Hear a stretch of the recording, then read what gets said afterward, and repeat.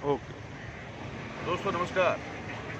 4 PM Gujarat में आप सबका स्वागत है। मैं हूँ मयूर जानी और आज हम एक सज्जन से मिलने के लिए आए हुए हैं और हमारे आने से पहले बहुत सारे जो हमारे इंडिपेंडेंट मीडिया वाले लोग हैं या जो सैटेलाइट चैनल वाले लोग हैं वो भी इनको जो है उनका समय दिन पर ले रहे हैं और उनसे बात कर रहे हैं। कारण ये है बताएं आपको कि ये है अशोक परमार भाई।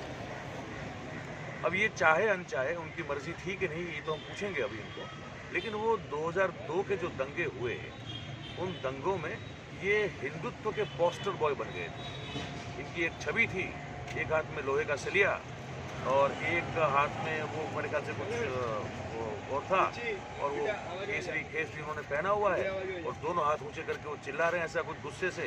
और वो जो है वो फोटो बहुत चली, इतनी चली कि पूछो मत। उसके बाद जो है ये बिल्कुल जो है एक तरह की समझ सकते हैं कि एक कॉर्नराइज हो गए हैं। अब इनको जो इनके फोटो के नाम पर देश और दुनिया में मैगजीनों में बहुत कुछ छपा, बहुत हर जगह उनका सिंबॉलिकली इस्तेमाल किया गया। तो हिंदुत्व का पोस्टर भाई इनको जाना जाता है। आज हम अब दिखाएंगे, हम राजेश भाई को कहें कि ये अशोक भाई उसके बाद जितने इतने फेमस हुए उनके बाद अभी क्या कर रहे हैं ये जरा देखिए। ये दिन भर जो है ये अपना काम मेहनत से करते हैं।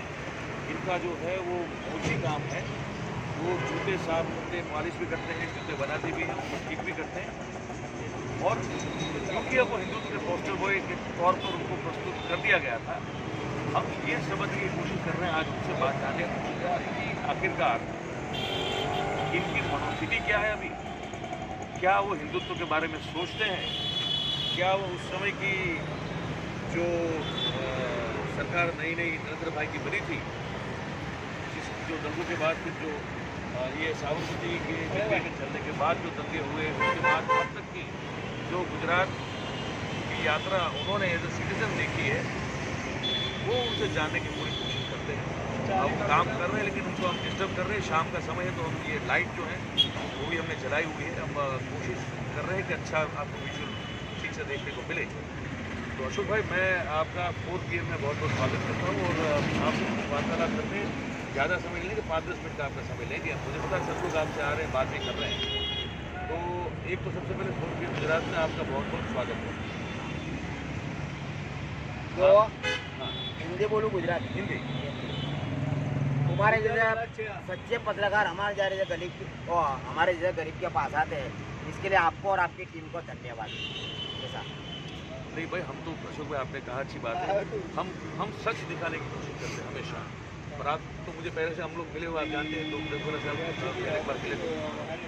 पर ये वो बात नहीं, अभी बात ये है कि आपको जो पोस्टर बॉय का जो सिंबल वो जो लेबल आपके ऊपर जो चिपका दिया गया, उससे आपके जीवन में क्या फर्क पड़ा? अच्छा हुआ, बुरा हुआ, क्या हुआ? पहले ये बताइए।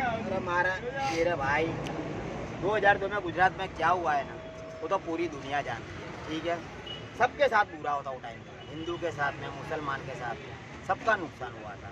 और जिस तरह के हादसे हुए थे ना, वो एक इंसानियत की और हमारे आज के जो देश की जो संविधान से तो देखने जाए ना वो सही नहीं था। और मेरी मनोस्मृति भी वही थी, मेरा भी नुकसान हुआ है। जिस तरह दंगों में सबका नुकसान उस तरह उस टाइम में मेरा भी नुकसान ही हुआ था। अच्छा ये बताइए कि तो उस समय क्या था आपके मन में, जो आपकी फ़ोटो बहुत प्रचलित हो चुकी है, तो आप में एक लोहे का सरिया है, तो वो बताएंगे वो कब की बात थी और वो क्या हो रहा था उस समय आपके मन में? देखिए, हमारा अहमदाबाद के हम जो इलाके में रहते हैं ना, तो हमारे लिए तो कौमी दंगे बहुत कॉमन चीज़ थी, क्योंकि मैं 10 साल की उम्र से दंगे देखता आया हूँ। ठीक है, हमारे हिंदू मुस्लिम मिक्स इलाके हैं और कौमी दंगे के लिए पहले से ही प्रख्यात है पूरे गुजरात में। देखिए, दरियापुर है, शाहपुर है, कालूपुर है।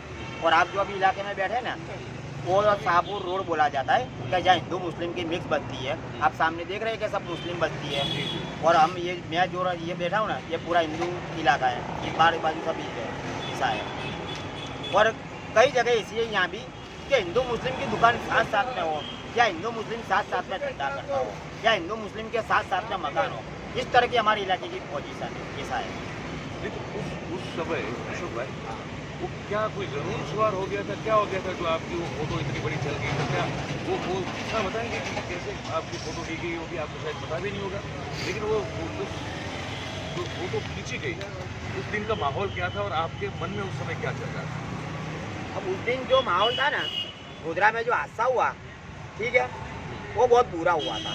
तो गुजरात की जनता में उस टाइम पे बहुत गुस्सा आक्रोश था, और उस टाइम पे मैं इधर ही था, तो मैंने देखा है कि गुजरात की जनता गुस्से और आक्रोश से सड़क पर आ गई थी। मॉब 4-4, 5,000, 1,000, 2,000 इस तरह ये सड़क पर उस टाइम पे कम से कम 5,000 मॉब था, ऐसा है। तो आप उसमें कैसे मिक्स हो गए, मतलब आप कैसे जुड़े उसमें? अरे मैं किसी से नहीं जुड़ा हूँ भाई, लेकिन मैंने बोला कि हमारा हिंदू मुस्लिम मिक्स इलाका है, साथ साथ में धंधे करते हैं, साथ अगल बगल में दुकान है, वो अगल बगल में ऐसा है। तो मेरे यहाँ भी ऐसा ही था, मेरे बगल में मुस्लिम ऑटो गैरेज था, ऑटो का काम करते मुस्लिम गैरेज था, और मेरा भी था, ऐसा है साथ साथ में। अब उस दिन की क्या बात है, ये मेरे पर्सनल तो मेरे बारे में बोलूँ, ठीक है, नहीं तो उसके बिना आपको समझ नहीं आएगा। बिल्कुल बिल्कुल। मैं 11-12 साल की उम्र का था ना, तो माँ बाप दोनों मर गए। बड़ा भाई शादीशुदा था, छोटा सा मकान है, उसके 4 बच्चे थे, तो रहने में तकलीफ पड़ी। एक ही रूम का मकान था, नाना धोना ये है वो है, बहुत तकलीफ पड़ी बारिश के टाइम पे, गर्मी के टाइम पे। तो मैंने 2001 में घर छोड़ दिया था।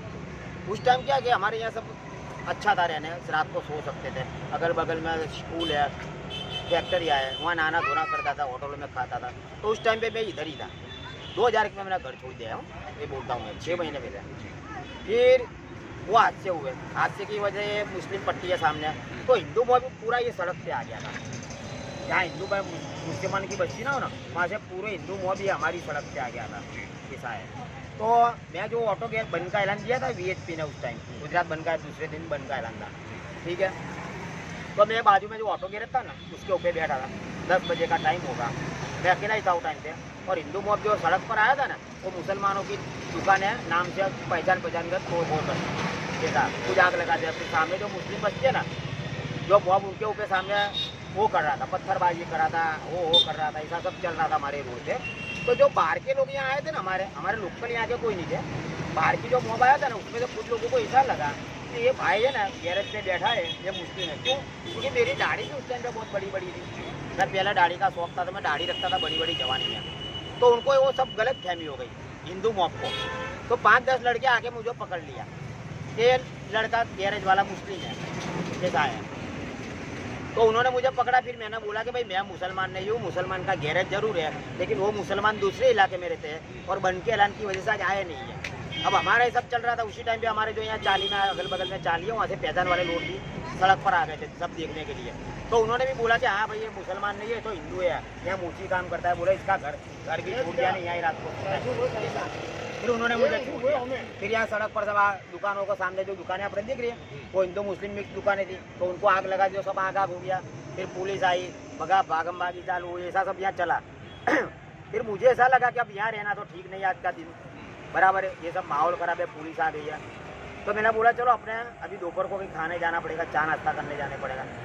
अगर किसी ने मुसलमान समझ के मेरे पे अटैक कर दिया तो जैसा यहाँ हुआ ऐसा वहाँ हो सकता है ना।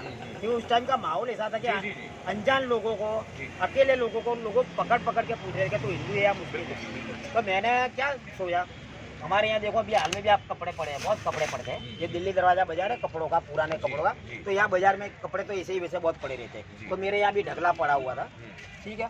तो मैंने उसमें से एक तीसरी कलर का कपड़ा लगाया, टुकड़ा अपने सर पे बांध दिया कि अब यहाँ से अगर किसी हिंदू इलाके में जाऊँ ना, मुस्लिम इलाके तो जा ही नहीं सकते उस टाइम पे, हिंदू इलाकों में जाना पड़ेगा। जैसे कि साई बाग है, मेघाड़ सिविल बाजू है, खाने के लिए चाय पाने के लिए ऐसा।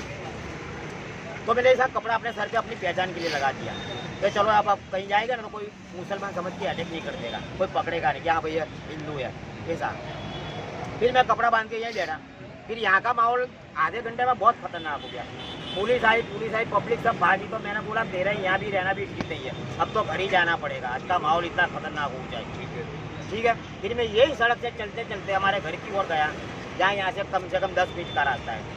शाहपुर 4 रास्ता बोलते हैं उसको, और शाहपुर 4 रास्ते के बाहर दरवाजे के बाहर हमारी चाली है, रेस्टोरेंट है, जहाँ मेरा बड़ा भाई रहता है फैमिली के साथ में। फिर वो जो 4 रास्ता है ना, जब मैं वहाँ पहुँचा ना, तो वहाँ सर्कल पे है ना विश्व हिंदू परिषद का एक बोर्ड लगा हुआ था, जिसमें ऐसा लिखा था कि हिंदू राष्ट्र का कर्णावती विदेश और प्रखंड आपका आर्थिक स्वागत करता है। तो मैं वो बोर्ड के पास खड़ा हो गया, और हमारे वहाँ भी मुसलमान की दुकानें थी, थोड़ी मुस्लिम बस्ती थी, तो वहाँ भी मॉब आ गया था। वहाँ भी 1000-2000 लोग ऐसे घूम रहे थे, और सड़क पे आते जाते मुसलमानों की दुकान तोड़ रहे थे, और उसका जो सामान दुकान तोड़ के सड़क पे रखे उसको आग लगा रहे थे।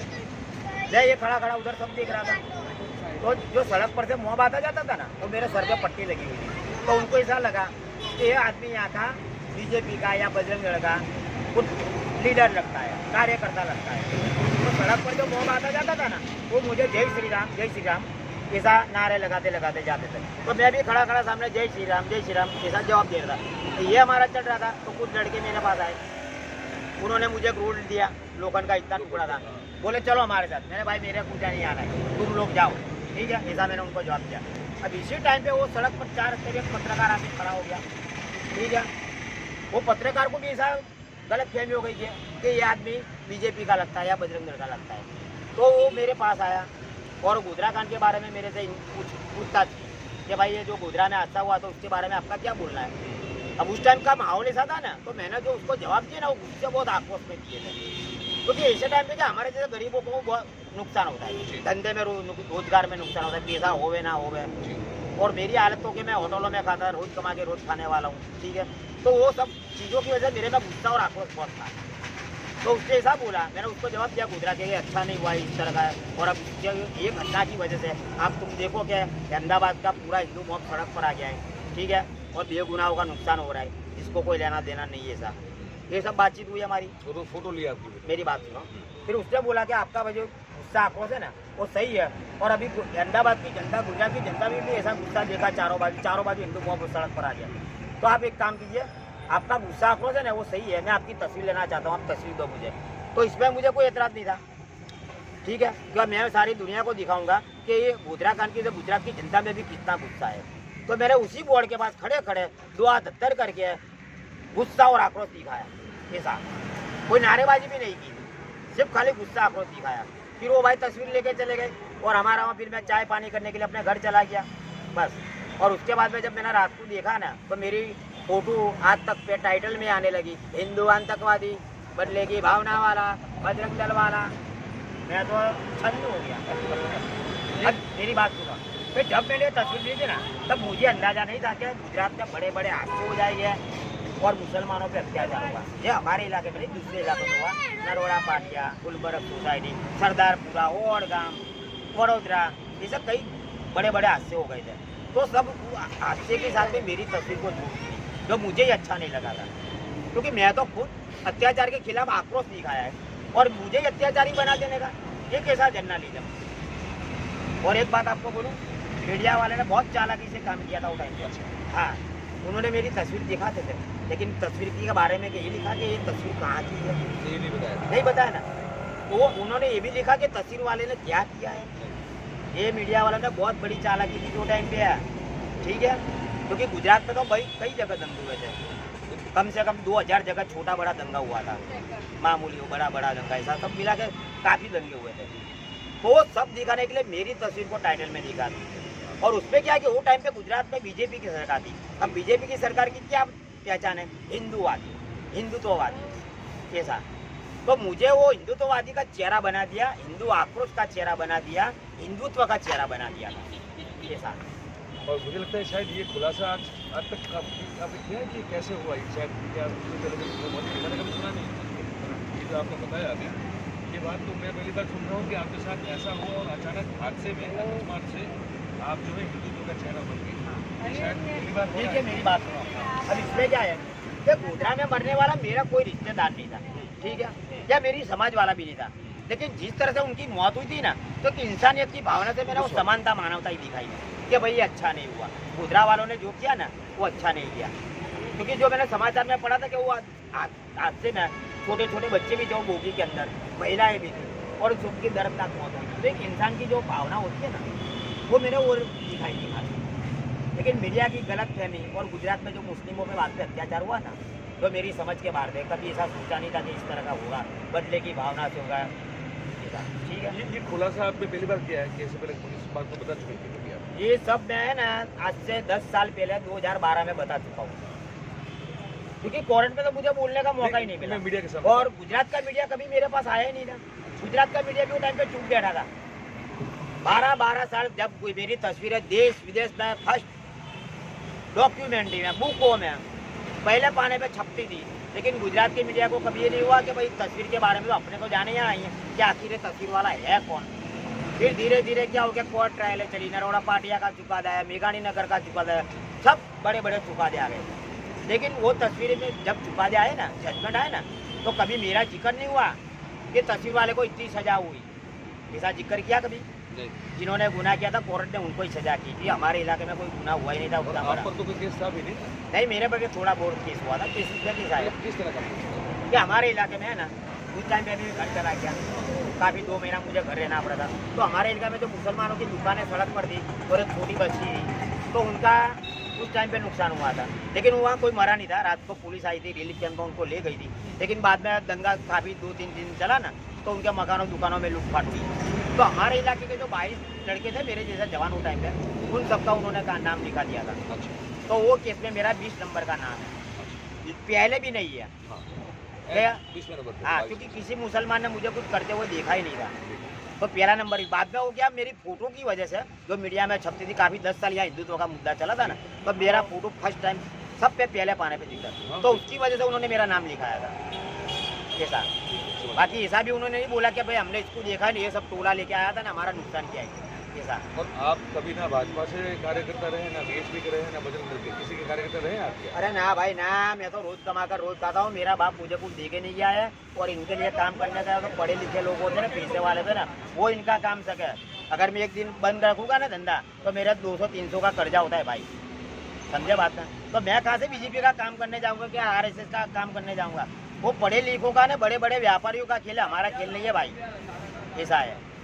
तो ये कैसा लगता है, जैसे उस समय आप वो जो पूरा हिंदुत्व का लहर चला, अशोक भाई, आपके हिसाब से धर्मेंद्र भाई ने, आप तो प्रधानमंत्री है देश के, तब तक वो 13 साल तो गुजरात के मुख्यमंत्री रहे, ये जो एजेंडा चलाया गया पूरा, वो क्या लगता है उससे क्या फायदा हुआ राज्य को और देश को, और क्या नुकसान हुआ, और आप अपने आप को किसको बोलते? अरे मेरे भाई, 2000 के दंगों में हिंदू और मुसलमानों का सबका नुकसान हुआ है, ठीक है। लेकिन ये सब चीज़ का सिर्फ एक ही इंसान को फायदा हुआ। बीजेपी तो सरकार में थी पहले से यहाँ, ठीक है।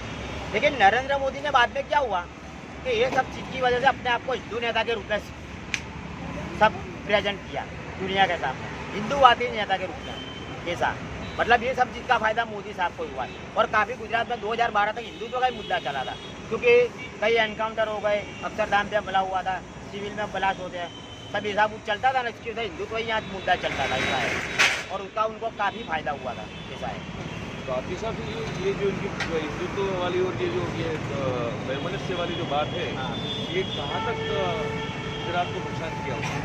गुजरात को नुकसान तो हुआ है ना भाई। अक्षरधाम पे हमला हुआ था, सिविल में कई जगह ब्लास्ट किरण दास हुए थे। ये मोदी साहब के उस टाइम के जो स्टेटमेंट थे ना, उसकी वजह से हुए भाई। एक रात नेता को उस टाइम पे जो स्टेटमेंट दिया था मोदी साहब ने, वो नहीं बोलने चाहिए। 56 की छाती हूँ, चीर डालूंगा, ऐसे जो स्टेटमेंट होते हैं ना, वो कोई राजनेता को अच्छे नहीं लगते भाई। ये सब बॉलीवुड में चलता है। राजनेता गुजरात की गादी पे बैठने वाला मुख्यमंत्री सबका होता है, इस टाइप के स्टेटमेंट नहीं देने चाहिए उनको। और उसके स्टेटमेंट की वजह से आतंकवादियों ने अक्षरधाम पे हमला किया है। गुजरात में 2008 में अहमदाबाद में सीरियल ब्लास्ट हुए हैं। अब ये सवाल आपके बिल्कुल बगल में यहाँ मध्यस्थ कार्यालय है भारतीय जनता पार्टी का, और आप बड़े बेबाक होकर बात कर रहे हैं। ये इनका कोई दबाव आता है कि अशोक भाई को मत बोला करो, या ये हमको अच्छा नहीं लगता है, हमारी इमेज जो है खराब होती है, इसको आके बोलता है क्या? अरे मेरे भाई, ये तस्वीर की वजह से मैं काफ़ी 10 साल परेशान रहा बरा।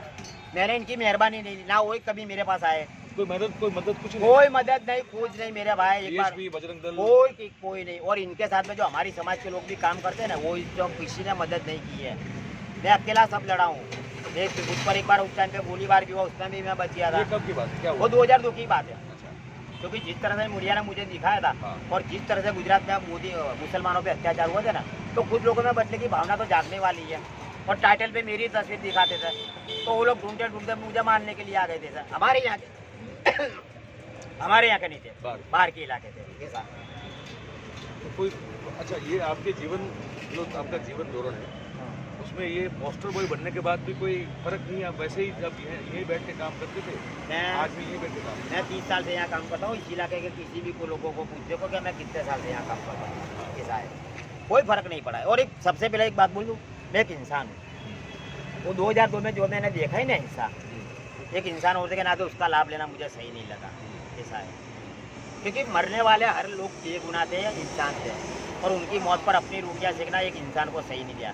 पॉलिटिकल पार्टी को अच्छा लगता है, नेता को अच्छा लगता होगा, मुझे अच्छा नहीं लगा, इसके लिए मैं कभी किसी के पास नहीं गया। ऐसा है। नहीं वो ठीक है, लेकिन क्योंकि आपकी छवि, आपकी जो वो जो तस्वीर थी, उस तस्वीर का लाभ बहुत किया गया। तो मैं पूछता था कि क्या किसी ने आकर पूछा कि अशोक भाई आपकी तस्वीर तो हर जगह छप रही है इसी मकसद से, मतलब आपका कोई इरादा भी नहीं था जैसे आपने कहा, फिर भी आपको एक पोस्टर पर बना दिया गया हिंदुत्व का। एक बात बोलो ना, जब मेरी फोटो 12-12 साल तक चली, ठीक है, लेकिन कभी मीडिया ने मेरे बारे में कुछ नहीं लिखा कि मैं किस समाज का हूँ। हाँ, ये सबसे बड़ा प्लस पॉइंट है।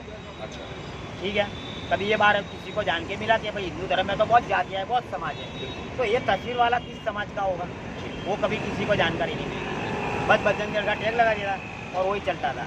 लेकिन यहाँ के लोग तो 20 बजरंग दल सब जानते थे कि मैं कौन हूँ, मैं दलित समाज का हूँ, वो सड़क पर मोची काम करता हूँ। तो ये लोग मुझे कभी लाइमलाइट में लाए नहीं, कभी मुझे कोई ऑफर नहीं किया कि आ जाओ हमारे साथ में, चलो तुम्हारा विकास कर देगा, ऐसा कभी नहीं हुआ है। मैं बस यही पूछना चाह रहा था कि मतलब आपका विकास कितना होता है, ये मेरे सवाल तो ये था। और जाति का तो मुझे बड़ा अजीब लगा जब आपने कहा, तो मतलब क्या आप ये कहना चाहते हैं कि क्योंकि आप दलित थे इसलिए आपको नहीं पूछा गया? हाँ, ऐसा है। देखिए पॉलिटिक्स में जो मिलता है ना दलितों को, वो आरक्षण की वजह से, और उस टाइम की जो हादसे हो गई, वो हिंदुत्व का मीडिया वाले ने गलत फहमी से मुझे हिंदुत्व का चेहरा बना दिया, लेकिन वो इनको अच्छा नहीं लगा कि दलित समाज का एक लड़का आज हमारे पूरे हिंदुत्व का और हिंदू धर्म का चेहरा बन गया। ये तो बड़ी गजब बात कर रहे हैं। हाँ, यही मैं सोच रहा हूँ ना बरसों से भाई कि मेरे पास कोई क्यों नहीं आता है। बीजेपी नहीं, ये इलाकों में देखो मेरी बगल में ही है ना। बिल्कुल। हाँ, आज तक कोई नहीं आया मेरे भाई, तो तुझे कोई तकलीफ है, तुझे कोई मदद चाहिए, ऐसा ऐसा है, समझ गए ना।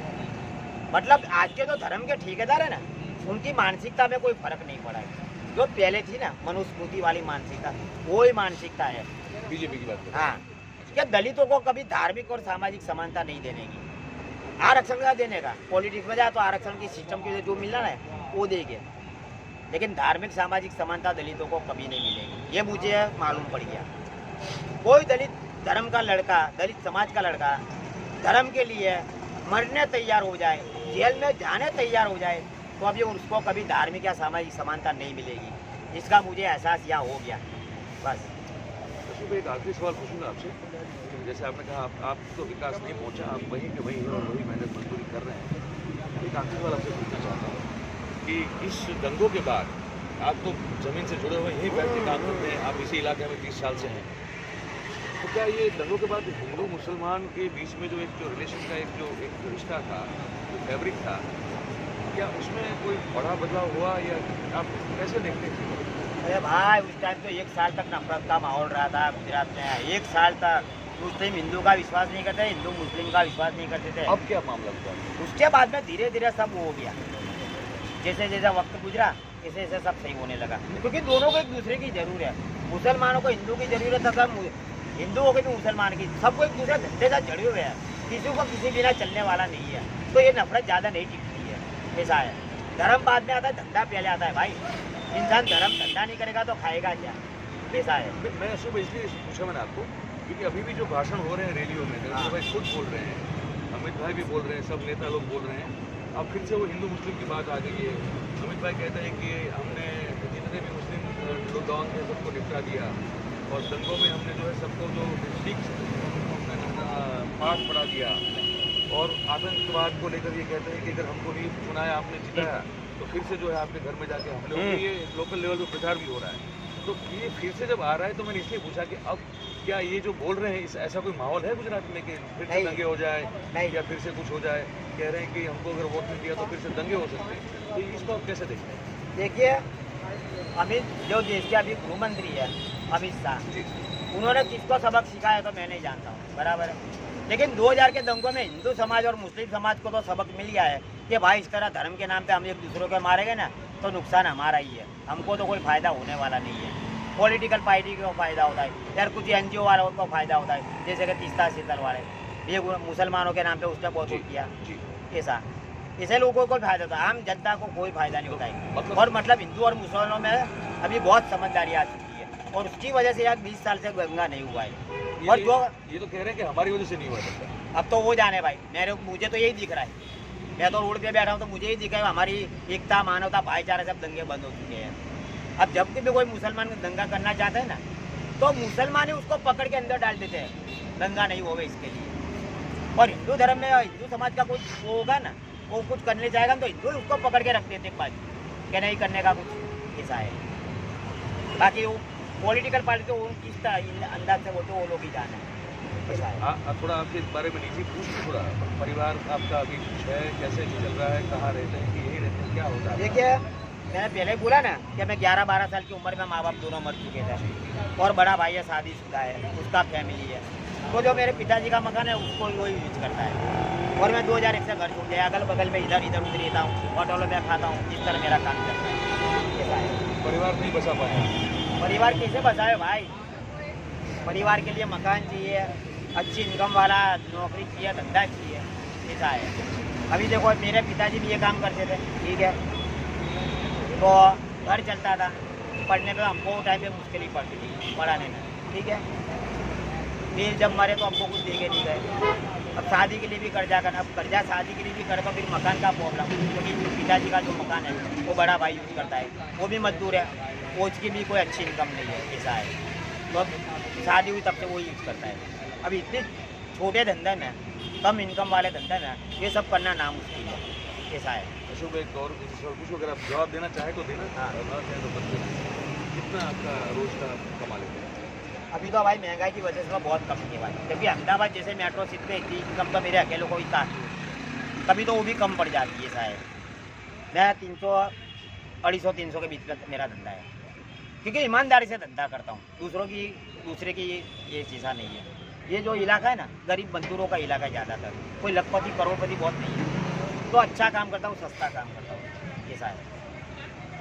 एक कोई ऐसी चीज़ जो आखिर में आप कहना चाहें जिसको आपको अभी भी जो है बहुत दुख देती हो, बहुत पीड़ा देती हो, तो कहो कि ये अगर ना होता तो बहुत अच्छा होता आपके जीवन में, अगर कुछ कहना चाहें हमारे दर्शकों को प्लीज़ बताइए। मतलब राजनीति के बारे में मेरी आपको, मतलब जो भी आपके मन में हो बताएं, जो आपको बहुत पीड़ा दे रही हो आज भी। एक बात का मुझे अफसोस है कि मोदी जी ने ना सिर्फ हिंदू नेता के रूप में राज किया है। उन्होंने कभी ये नहीं सोचा कि मैं गुजरात का मुख्यमंत्री हूँ। उन्होंने सबके साथ भेदभाव किया, वो मुझे अच्छा नहीं लगा। आज तक उसका अफसोस है तो उन्होंने कभी पीड़ित मुसलमानों के लिए माफ़ी नहीं मांगी। एक बात मैं बोलूँ, जब किसी एक्सीडेंट होता है कोई बीमारी की वजह से, जब उसको हम अस्पताल ले जाते हैं, फिर इमरजेंसी में उसको ऑपरेशन थिएटर में ले जाता है, ठीक है, फिर वहाँ के डॉक्टर उसको बचाने की बहुत कोशिश करते हैं, फिर डॉक्टर उसको बचा नहीं पाते, पेशेंट मर जाता है, फिर ऑपरेशन थिएटर के बाहर वो डॉक्टर क्या होते हैं, आई एम सॉरी, मुझे माफ़ करना, मैं उन्हें बचा नहीं पाया। तो चलो मानो कि मोदी सरकार ने उस टाइम पे लोगों को बचाने की कोशिश की होवे या ना की होवे, ठीक है, उस टाइम के हालात में लोग भी समझते, मुसलमान भी समझते हैं कि जिस तरह के हालात है तो सरकार फेल भी हो सकती है, सरकार फेल कर देगी, वो लोग ही जाने। लेकिन फिर भी मोदी ने अपना जो धर्म है ना, राज धर्म और मानव धर्म नहीं निभाया, उन्होंने सिर्फ अपने हिंदू धर्म को वफादार रहे। इसका मुझे अफसोस है, क्योंकि जो हमारे गुजरात की क्या पहचान है, हमारे गुजरात की पहचान है कि गांधी बाबू की जन्मभूमि और उनके आदर्शों पर जीने वाला गुजरात, ठीक है। इसके लिए उन्होंने गुजरात की जो अस्मिता है ना उसको नजरअंदाज किया। उन्होंने वो टाइम पे बहुत गलत किया था, 10 साल तक। अच्छा, प्रधानमंत्री के तौर पर कैसा कर रहे हैं, आपको क्या लगता है? अरे मेरे भाई, गुजरात को हिंदू की प्रयोगशाला बनाया है 2001 से, और ये प्रयोग यहाँ सफल हुआ ना, तो यही प्रयोग उन्होंने दिल्ली में नेशनल में यूज किया है और वहाँ भी सफल हुए मेरे भाई। लेकिन आज तुम देखो ना क्या गुजरात में क्या, पूरे भारत में क्या हो रहा है, देख रहे हो ना, मैं तो अखबार में रोज पढ़ता हूँ। अरे क्या हमारे देश का क्या भविष्य होगा इससे? कौमवाद, जातिवादी बढ़ेगा ना इस तरह की राजनीति से। विकास की बात को कहाँ तक सच मानते हैं? विकास तो देखिए भाई, ऐसा है ना कि मैंने इस देश का इतिहास पढ़ा है, बराबर है। जब ये देश में मोगलों का राज था ना, तब भी विकास, उन्होंने भी विकास किया था, ताजमहल बना दिया, कुतुब मीनार बना दिया। फिर आए अंग्रेजों ने भी बहुत विकास किया है, लाल किला, संसद बना दी है, कई ऐसी जगह बना दी है। तो मोदी साहब का विकास भी उस तरह है, रिवर फ्रंट बनाया, मेट्रो लाए, कैसा है। बस। तो मगर विकास तो पहले से होता रहता है ना, आगे भी होता रहेगा, चाहे कोई भी सरकार आवे, कांग्रेस की आएगी आप। ये तो आपने कहा, ये सब तो घूमने फिरने की चीजें हैं। हाँ, लोगों के लिए क्या है? लोगों के लिए कोई नहीं। आपको क्या फायदा होगा? मुझे तो कुछ फायदा, ऊपर से मैं नुकसान में हुआ इतने साल से, ऐसा है। इसलिए अब आपको ज़्यादा समय इसलिए नहीं लगे कि हम तो कुछ और सोच के आए थे कि हमको ये लगा था कि हालांकि हमने कुछ उनके इंटरव्यूज देखे थे अशोक भाई के, तो गुस्सा हमको दिख रहा था उस इंटरव्यू में मैं देखा था, लेकिन हम सोच रहे थे कि कुछ एक आध दो चीज़ ऐसी शायद अशोक भाई के मन में होगी जो कुछ इस तरह की होगी कि उन तक भी कभी थोड़ा बहुत तो डेवलपमेंट पहुंचा होगा, या उन तक भी थोड़ा बहुत जो है वो जो ये फूल गुलाबी चित्र दिखाया जाता है उनकी कहीं झांकी उन तक भी पहुँची होगी, लेकिन ऐसा कुछ देखने को मिला नहीं भाई बंधु। और अरे मेरे भाई, आज तक किसी ने आके मुझे ये नहीं बोला कि तू आरक्षण का लाभ ले ले, या तुझे गवर्नमेंट की जो गरीब की पॉलिसी है उसका भी लाभ ले ले, ऐसा भी मुझे क्या नहीं बोला है। मैं रोज कमाता हूँ ना, रोज खाता हूँ, बस। गवर्नमेंट की किसी भी पॉलिसी का मुझे आज तक कोई लाभ नहीं मिला है, चाहे वो मकान का हो, चाहे गरीबी के लिए हो, चाहे आरक्षित दलितों के लिए, वो किसी की चीज़ का मुझे कोई फायदा नहीं हुआ। और मैं भी एक स्वाभिमानी इंसान, कभी किसी के पास कुछ मांगने नहीं गया हूँ, ऐसा है। देखिए, एक तरफ हमारे प्रधानमंत्री जो है वो 4G और 5G के बीच का डिफरेंस हमको समझा रहे हैं, उसके साथ साथ वो ये भी कहते नज़र आ रहे हैं कि 2012-13 में तो आपको 1 GB कितने का पड़ता था, और इस वक्त जो आपको 1 GB कितने का पड़ता है, उनके विकास का मापदंड कुछ इस तरह से। लेकिन ये सज्जन जो सुना आपने कि अकस्मात के कारण एक एक्सीडेंट या इंसिडेंटली जो है वो हिंदुत्व के पोस्टर पर बन गए, उनका ना कोई ऐसा रोल रहा, ना उन्होंने ऐसा कोई काम किया है, बस सिर्फ एक पत्रकार ने पूछा फोटो खिंचवाने के लिए, उन्होंने फोटो खिंचवा दी। मन में उस स्थिति को लेकर जो आक्रोश था वो आक्रोश उनके चेहरे पर झलका, और देश और दुनिया के नामी अखबारों में, चैनलों में, मैगजीन्स में ये अशोक भाई, यही अशोक भाई एक हिंदुत्व का पोस्टर बन कोई बन के रह गए। और कुछ और कहना चाहेंगे आप? हाँ, ठीक है। जो आपने भी बोला ना, तो उसमें ऐसा है कि जब गुजरात के दंगों से पूरा गुजरात देश विदेश में चर्चा का केंद्र बन गया था, ठीक है। तो उस टाइम पे लोगों ने मोदी साहब को बहुत टॉर्चर किया था, दंगों के लिए जिम्मेदार माना गया, और सरकारी मिशनरी को फेल कर, ऐसा सब आरोप उन पे लगे थे, बहुत आरोप लगे थे, ठीक है, देश विदेश में से। तब मोदी साहब ने उस टाइम क्या स्टेटमेंट किया था कि गुजरात के दंगों में मेरा या मेरी सरकार का कोई हाथ नहीं है, 5 करोड़ की जनता का गुस्सा, और वो 5 करोड़ की जनता का गुस्सा आक्रोश मेरी तस्वीरों में दिखता था, और इसीलिए तस्वीर ज़्यादा वायरल हुई, ज़्यादा फेमस हुई। लेकिन 5 करोड़ का पति कभी यहाँ बैठा है भाई, वो भी दुनिया को दिखाओ। हाँ, ये आज तो रहे, लेकिन देखिए ये दुख की बात है, ये बड़ी पीड़ा की बात है। इन्होंने उस तस्वीर को लेकर जो है जीवन में हर चीज़ जो है राजद खोई है, मिला कुछ नहीं है। तब भी वो यहीं बैठते थे, यहीं से बैठ के जो है ये जूते चप्पल सब ठीक करते हैं। आज भी उनका खुद का रहने का ठिकाना नहीं है, आज भी उनका रहन बसेरा शायद यहीं आसपास कहीं होता है, खाना वो बाहर ही खा पा रहे हैं, परिवार वो बसा नहीं पा रहे हैं। और नरेंद्र भाई के हिंदुत्व को लेकर वो आज भी बड़े बेबाक होकर कहते हैं। बिल्कुल बगल में यहाँ मध्यस्थ चुनाव कार्यालय है बीजेपी का, तो आज वो क्योंकि उन्होंने कुछ लिया नहीं है तो बड़ा खुल के बोल पा रहे हैं। कुछ और भी कहना चाहते हैं? देखिए, मैं इस देश के गरीबों को, चाहे किसी भी धर्म का हो या समाज का हो, मुझे जो एहसास हुआ ना 2 साल से, ना सरकार मेरे साथ खड़ रही है, ना मेरा समाज मेरे साथ खड़ा रहे मुसीबत के टाइम पे, तो मैं सब देश की जनता को यही कहूँगा कि सरकार के भरोसे या समाज के भरोसे कभी बच्चे पैदा मत करना ही देश में, क्योंकि बुरे वक्त में ना समाज काम आती है ना सरकार काम आती है। अगर तुम्हारे बच्चों को पढ़ाने की, खिलाने की और मकान की सब हैसियत हो ना, तो ही बच्चे पैदा करना। और मेरी जो इनकम है ना, उसमें ये सब अभी मुश्किल है, और इसके लिए मैंने शादी नहीं करी है, क्योंकि बुरे वक्त जब मेरा समाज मेरे साथ, मेरा सरकार मेरे साथ नहीं खड़ी रही है, तो मेरे बच्चों के साथ तो कौन खड़ा रहेगा भाई, समझे ना, ऐसा है। ये है अशोक परमार जी जो बोल रहे हैं, लेकिन बड़े आकस्मिक रूप से उनको बना दिया गया, और उसके बाद जिस तरह से उन्होंने खुल के नरेंद्र भाई की राजनीति जब तक वो मुख्यमंत्री थे तब तक की, और अब जो प्रधानमंत्री है तब भी उनके बारे में जो उनकी सोच है वो बताई। किस तरह से उनका कहना है कि भारतीय जनता पार्टी वो इसलिए नहीं पाए क्योंकि दलित समाज से भारतीय जनता पार्टी और बहुत सारे दुख, बहुत सारी पीड़ा, हम जब उनको बात की तो बड़ा खुल के उनको सुनने को मिली, समझने को मिली, यहाँ तक छू जाती है कि ये जब आप देख रहे होंगे तो मुझे पक्का यकीन है कि आप तक भी जो इनका ये जो अभी भी जो एक आक्रोश है उस व्यवस्था के खिलाफ और वो जो एक पीड़ा है उनकी जो उनके साथ जब जो ठीक नहीं हुआ है वो आज भी झलकती है। और हम ये आप तक इसलिए पहुंचा रहे हैं क्योंकि ये पता चले कि जिनको पूरे दुनिया और देश में जो है उनको छाप दिया गया, हाथ में वो लोहे का सरिया पकड़ा हुआ है और यहाँ पे कपड़ा बांधा हुआ है, और तो वो नहीं है जो आप अब तक माना करते थे। ये अशोक वर्मा जी जो है ये रियल अशोक वर्मा है, और जो उनकी पीड़ा और दुख और व्यथा आपने भी देखी है, बस इसके बारे में ज़रा सोचिएगा।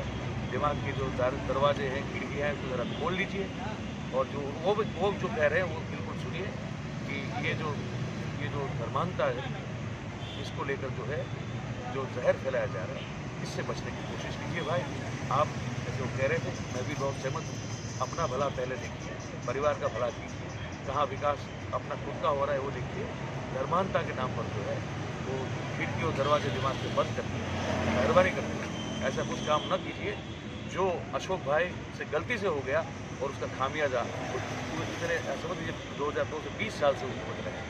और मुझे लगता है शायद कुछ और कहना चाहते हैं। हाँ। एक बार उससे बात कर लेते हैं। अभी हमारे देश में मोदी जी बीजेपी की ओर से और आरएसएस भारत को महासत्ता बनाने के सपने देखते हैं, विश्व गुरु बनाने के सपने देखते हैं, ठीक है।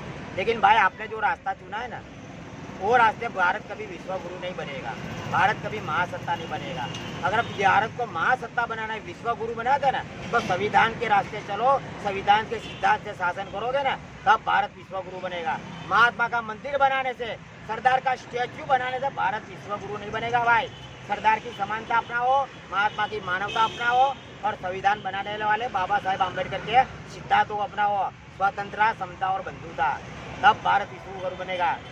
हमारे देश का जो संविधान है ना, कोई एरो गोरो ने नहीं बनाया भाई, बड़े पढ़े लिखों ने बनाया है, और पूरी दुनिया के संविधानों में से थोड़ा थोड़ा लेके देश को संविधान दिया है। और उन्होंने वो टाइम पे बोलेगा कि अगर संविधान हमने अच्छा दिया है, लेकिन संविधान शासन करने वाले पूरे हो गए ना, तो इस संविधान का कोई मतलब नहीं होगा, ठीक है। 2000 के दंगों में मोदी जी की जो नैतिक जिम्मेदारी थी ना, तो उसके लिए उनको माफ़ी मांगना जरूरी था। अभी भी लगता है हाँ, और अभी भी मैं मानता हूँ कि उनको माफ़ी मांग लेनी चाहिए, ठीक है, क्योंकि उनको तो सब कुछ मिल चुका है। और आज कई मुसलमानों को मिला हो, केरला में, पंजाब में, यहाँ के लोकल मुसलमान सामाजिक और मिला हो कि मोदी जी भले बार माफ़ी मांग लेंगे ना, तो हमारे दिल को तसल्ली हो जाएगी, हमारे जख्मों पे मलहम हो जाएगा ऐसा। चलिए, तो भाई लोग और जितनी भी बहनें भी देख रही हैं, ये अशोक परमार साहब थे, और पूरी अब जब बात आपके सामने खुल के आ चुकी है तो अब मैं और ज़्यादा विस्तृत नहीं करूँगा। बस आप जो है 4PM गुजरात देखते रहिए, और हम आप तक जो है सच पहुँचाते रहेंगे, क्योंकि हमारी जिद जो है वो सच को लेकर है, सच बताने की है। बस आपकी सेवा में हमारे राजेश जी हैं कैमरे के पीछे, राजेश धाकड़ साहब, और मैं मयूर जानी आपकी सेवा में यहाँ से है। आगे और भी कार्यक्रम आपको इस तरह के जो है सच दिखाने वाले आपके समक्ष प्रस्तुत करते हैं।